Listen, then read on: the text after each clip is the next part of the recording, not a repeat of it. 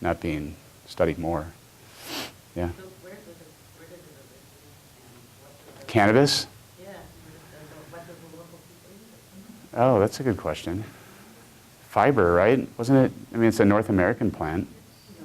No? Not originally, like the Himalayas. Oh, Himalayas. Two species involved. Is it sativa? Is that the first? Depends on the taxonomist. Oh, okay. How many species are involved. And what was it used for? Anybody I know? thought there's like archaeological remains for 10,000 years ago as hemp fiber. Wow. I don't know that you would be able to find archaeological remains of other uses. Oh, yeah, that's They true. might have been there, but maybe they just don't have evidence of it. Okay. It was Interesting. certainly used in China as to weave burial shrouds all the way back thousands of years ago. Wow. Huh. There you go. That's why I love these kind of talks. And I'm always, I'll just elaborate a little bit, because Sure. I'm always using that as an example of how people domesticate the same species in more than one direction. So there's certain ones that are really good for fiber, and certain varieties that are good for drug, and other ones that they're developing nowadays in Canada, especially as as oil seeds. So they're developing some that have like virtually no drug in them at all, but make that really good healthy Hemp oil, yeah. hemp oil. So there's like, but you can't, like many other things, you can't have like a super plant that does all three. You kind of have to choose which one you're going to really emphasize. Oh, interesting. And Chinese medicine uses cannabis leaves for constipation. Oh, wow. Okay. Ground or just straight up? Huh. How about that? What if it works like senna? You know, the senna seed that we use for the same purpose? Yeah. Huh.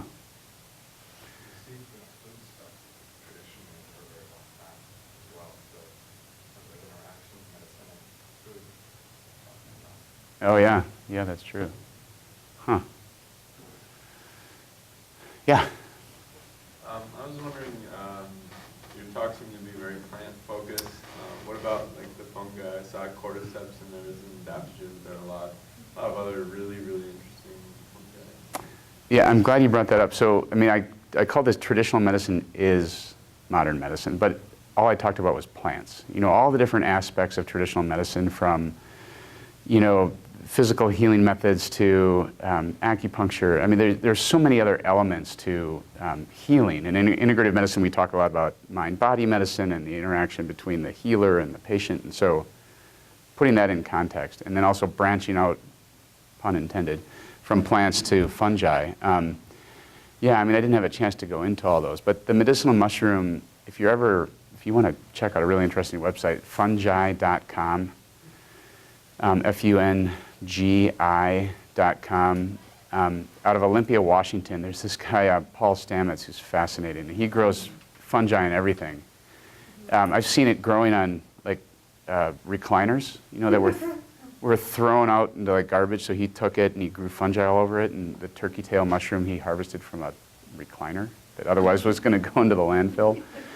So, and you know, they're using it for bioremediation and all kinds of things. But then you can get these amazing medicinal compounds from fungi. And most of them that I know of are anti-inflammatory, antioxidant, have roles in cancer prevention. And then cordyceps up there, I think that's an amazing fungi. And it's used as an adaptogen, just sort of a general supportive plant. You can buy it in tincture form. I love it. And I should have brought some of that because it's kind of the happy tincture. You know, if you're feeling like the weather's driving you nuts and you just take a hit from a cordyceps tincture, it can help just even pretty quickly to make you feel a little bit better, and that fits with kind of the way that adaptogens can work. I was just going to comment that the cordyceps that you're talking about, they changed the name to opiocordyceps. Oh, they did? It's not cordyceps sinensis anymore? Well, it's opiocordyceps sinensis now because they're Oh. trying to break it off even more, like the whole positive taxonomy is just changing Is- completely. From DNA work, or? Yeah. I mean, Okay. everything is getting changed around now, so it's Oh, wow. chaotic. I took the mycology class last semester. Okay. Opiocordyceps sinensis. Is there anybody on campus that studies medicinal mushrooms? I think we're trying to hire a new mycologist in the botany department, if that's correct, but Okay. Huh. it's something that I'm interested in, but Yeah. I don't think so. Okay. Huh. As far as I know, in the microbiology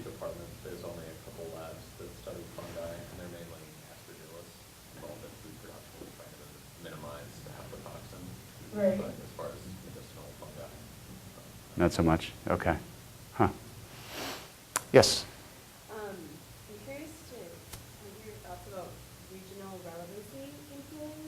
And the question that I came up with around that is, with your experience and your knowledge, is it possible to experience holistic healing using just the natural resources one has in their bioregion? Yeah. Or to cure something that I have, do I need something from a jungle in Latin America?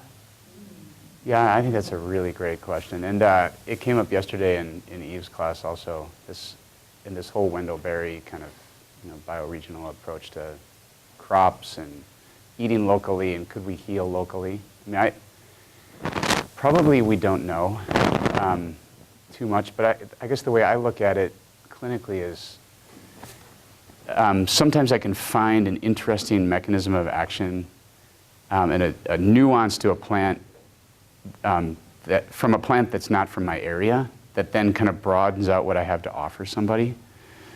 So yeah, so I say every once in a while that happens, but mostly I could find what I need locally. And a good example would be all these berry drinks. Are people hip to this whole movement of like acai, mangosteen, noni? Why not just go get choke cherry or cranberries? I mean, just find your local pigmented fruit and press it, and you'll get just as good as getting something shipped from Southeast Asia. So, I think we should look into that or do a, how about heal locally kind of conference? You're in charge. Yeah, I mean, have you read or heard anything about it, or are there people writing about it? Just with the experience that I've had, it makes sense to me that a plant that I grew up with and was birthed around Yeah. would be able to be familiar and helpful to my body versus something exotic. Yeah. So, But then what happens if you move? Now we have immigrant populations from all over the world, and they bring their plants with them. And sometimes I'll ask, and they say, yeah, I brought it with me, but it actually doesn't grow that well here, and it tastes a little bit different. So I wonder about all that. So then should they switch to, let's say you move from another country, should you switch to the local plants or bring your plants with you? yeah, maybe probably a balance of both. Yeah. I don't know. Those are questions that I think about. And also, if someone goes and travels abroad. Yeah. Sounds like a good research project. Let's set up a LASIS-sponsored ethnobotany plant-oriented research project. These two guys are pointing at each other. Oh, gosh. Wait, you've had your hand up for a while, Sarah. I just wondered, so sort of more personally, just the other day, I found out one of my cousin's children, who's only 3, has leukemia. And they immediately, like within 24 hours, put a port in for chemo, and they've already started them chemotherapy. And so you mentioned that this one plant is has a can cure it. So is that something that they would be giving him in conjunction with, or like the derivative of it, or is that something that maybe most doctors don't use, that I could call my cousin and say, Oh, yeah. hey, do you know about this, or? That particular plant is probably the reason that child got the port. He's probably getting vincristine right now. Oh, okay. Yeah, so it's already well into accepted treatment. So along with chemotherapy, they do that? Because I know that It is chemotherapy. Like it's a purified compound now that acts Okay. like any other purified compound or pharmaceutical. So that is presumably what they're getting. Yep, that's right. Okay. But I mean, it's a good question. So how do you figure out, is your physician or specialist up to date? Mm-hmm. Are they doing new things? I mean, I think you have to do some shopping around and find out. There's a cancer center called the Block Cancer Center in Chicago, Okay. which I think is one of the best in the country. Yeah. And that physician and all of the associated people of that clinic know about the most recent, hot treatments. So people don't have to travel to other countries. Sometimes that's being done too if things aren't approved here. Yeah. People will leave and go to another country. But Yeah, so this idea of integrative medicine, it's a little, we're 10, 15 years into this field now, but I think it's going to be more and more accepted where that blend, you could show up to a clinic and know that you're getting the best of the best.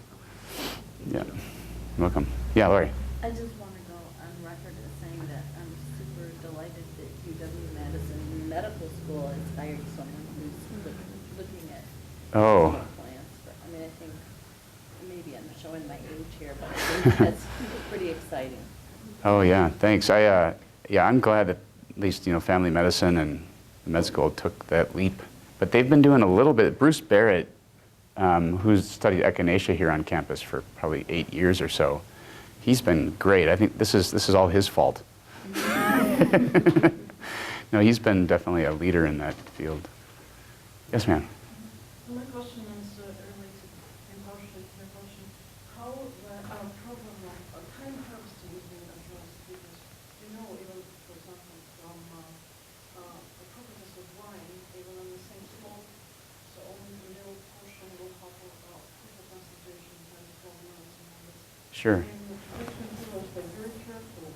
It's time harvesting, even time of the day, time of the year, so that part of the plants, which all very often almost always being used by non-professional healers, and that's why you will not get proper concentration or even complexes of the plant.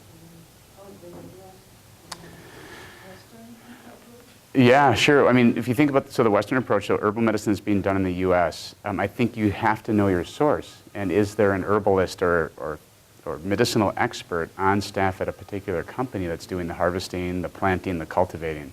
Because otherwise, you're right, they'll miss that. There are certain stands of echinacea that are stronger than others. John Uri Lloyd was one of the echinacea researchers in the past, and he had a particularly favorite stand somewhere in Iowa. It was the strongest one he'd ever found. So, it has to be done in the right way. And you can also now, there are some methods that help us test things and make sure that the concentrations are correct. So, if they know what to test. Yeah, like St. John's wort, we always test it to hypericin and hyperforin, but those aren't even the ones that provide the antidepressant activity. So then it gets complicated. Yeah. No, that's a good point.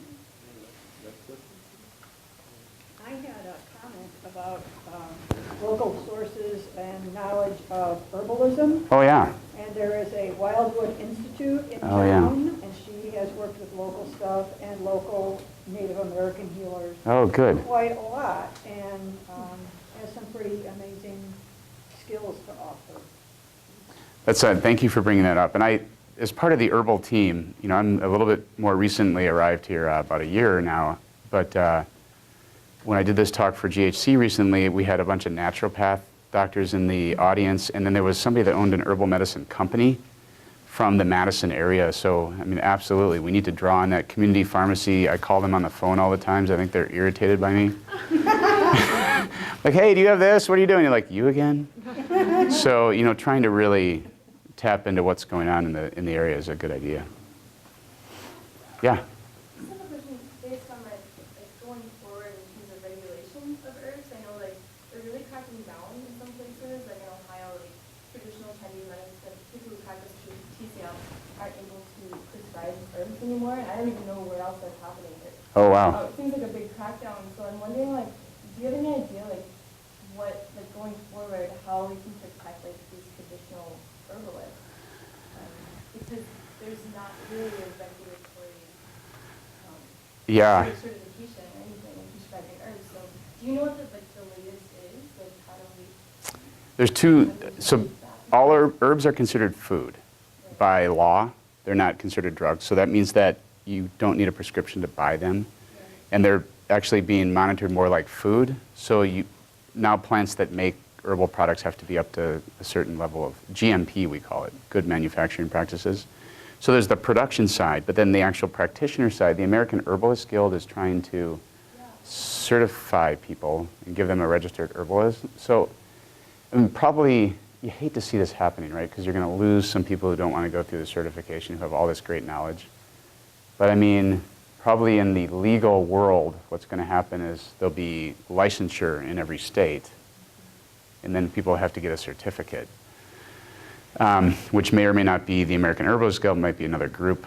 But you know, I think there's a small, you know, kind of fermenting, you know, beginning to that movement. That's where I probably see things going. And then there's a lot of practitioners, like, you know, thankfully, once you get a degree like a nurse practitioner or MD, you can prescribe anything. And there's a lot of us now getting this kind of training. So I think people will be able to find a practitioner that legally can do it. And then we just need to figure out what to do with the people with other types of training. I mean, do you have experience with that, or do you know other? I haven't actually coached. Okay. I know that we do have, like, if I'm still getting the diploma of Chinese medicine. Yeah, So yeah. right now I'm a licensed acupuncturist, but then there's a diploma of Chinese medicine, which is like, you don't really need it in Wisconsin to practice, but. You just need an LAC. Yeah, Yeah. we just need LAC, but Yeah. like, a lot of people are just opting for a diploma because then that shows that they did take Okay. a standardized test for ours. Yeah. But so there's that, like if someone is a diplomat of Chinese medicine, you know that they've been tested for Chinese medicine herbs, but then not for Western. So it's all very confusing because it's like. It is. Like I know nothing about Western, you know. Yeah. Herbs that grow here in Madison, Wisconsin, it's crazy. So Yeah, but you know the ones that, you know, are native to Asia. Mayway that are grown in China. Yeah, yeah. I mean, it might take a fair amount for all of us to get up to speed about, but maybe we don't all have to be experts in all of those. Like, you know, if I knew where you practiced, then I would call you on the phone and say, hey, you know, what's this thing and what would it be useful for? And so maybe that's going to be the future, is people will be will specialize in certain types of plants. Yeah. Hey, I won't take it personally if people need to leave. I know we've been here a really long time, but I suppose we'll answer a few more questions here. Yeah. The FDA is adamantly opposed to what she's talking about. So if you say that plant X, which could be garlic or cranberry juice, Yeah. cures this disease, you just made that cranberry juice a drug. So you can't use it. Oh, I If see. you're a manufacturer. Oh, that's right. With all the labeling stuff. Right. Yeah. If you as a practitioner, FDA usually goes. Oh, If yeah. you come out and say, this cranberry juice is good for your UTI, you just made the cranberry juice a drug. Yeah. From the FDA lab. I'm not sure if this is still true, but like 20 years ago, I knew a co-op in Maine and somebody who was selling herbal extracts and stuff like that. And they were told that if they had a booklet that made health claims and it was shelved too close to where the herbal supplements were, then you got in trouble. Whereas if you had your herbal supplements over here and at the end of the store, you had a little booklet about medicinal uses of Anybody? herbs, then that was legal. That's true. Which is kind of strange. I need to, this is a given. Anybody want lemongrass? Sweet potato from my CSA, so I don't have to carry it home? All right. Well, thank you so much. Thanks, everybody. That was a blast. Yeah, thanks for coming, everybody. Oh, that was good. Thanks for staying the whole time. Pretty cool. It was really interesting. Thanks for coming.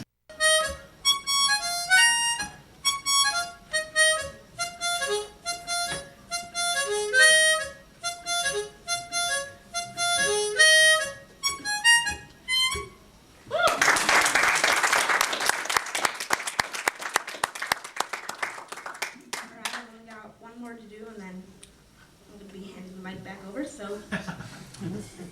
Yes, so tragic. And since Kurt, I hope.